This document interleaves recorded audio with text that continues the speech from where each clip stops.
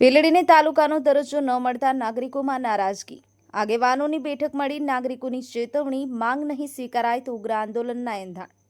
ગઈકાલે ગુજરાત સરકારે રાજ્યભરમાં 17 નવા તાલુકાની જાહેરાત કરી હતી, પરંતુ તેમાં ભીલડીનો સમાવેશ ન થતા ભીલડી નાગરિકો, વેપારીઓ તથા આગેવાનોમાં ભારે નારાજગી જોવા મળી।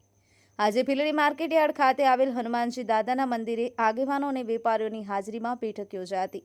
બેઠકમાં સરકાર સમક્ષ ભીલડીને તાલુકો જાહેર કરવાની માંગણી માટે આગળની રણનીતિ ઘડવામાં આવી હતી।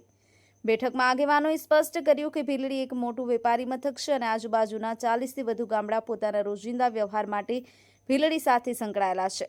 ભીલડીમાં વિશાળ માર્કેટયાર્ડ, મોટું રેલવે જંકશન, પીઆઈ લેવલનું પોલીસ સ્ટેશન, દવાખાનાઓ, બેંકો તેમજ દરેક પ્રકારની સગવડો ઉપલબ્ધ છે, જેના કારણે સામાન્ય નાગરિકોના કામકાજ એક જ સ્થળે સરળતાથી થઈ શકે છે। તેમ છતાં હાલના સમયમાં ભીલડી આસપાસના ગામોના લોકોને દફતરી કામ માટે અન્ય તાલુકાઓમાં જવું પડે છે, જે ભારે મુશ્કેલીઓ ઊભી કરે છે। નાગરિકોએ ભારપૂર્વક જણાવ્યું કે ભીલડી તાલુકો બનશે તો બાળકોનું ભણતર, વેપાર ધંધા, રોજિંદા કામકાજ સહિત તમામ વિકાસને મોટો વેગ મળશે।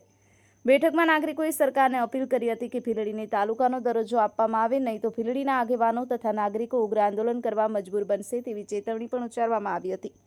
Jamil Memon, SK today news, Deesa.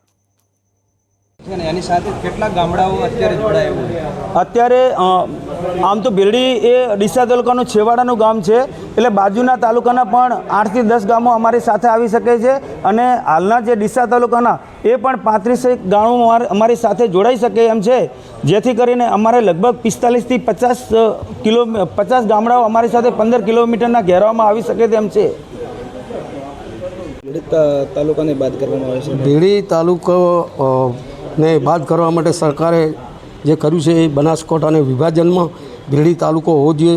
Bhildi તાલુકોથી 40 ગામડા અહીંયા વેપાર માટે આવે છે। ભીલડી રેલવે સ્ટેશન જંકશન છે, ભીલડી જૈન દેરાસર છે, નેશનલ હાઈવે છે। ભીલડીની જનતાને અન્યાય થયો છે અને તાલુકો માગણી કરવા માટે અમે તમામ ગામ લોકો સાથે છીએ।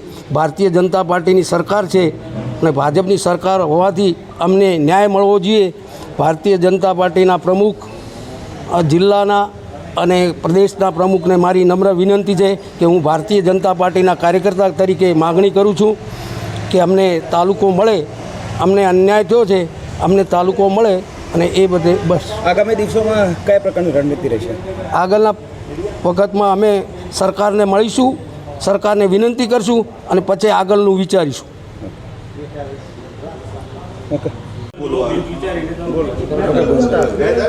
ગઈકાલે જે ભૂપેન્દ્રભાઈ પટેલની જે સરકારે ગઈકાલે જે 17 તાલુકાની જે જાહેરાત કરી છે, એ તાલુકામાં ભલે લોકોની સુખાકારી માટે કરી, એનો અમે આવકારીએ છીએ એને પણ, પરંતુ અમારી ભીલડીની પ્રજાને પણ તાલુકાની જરૂર છે।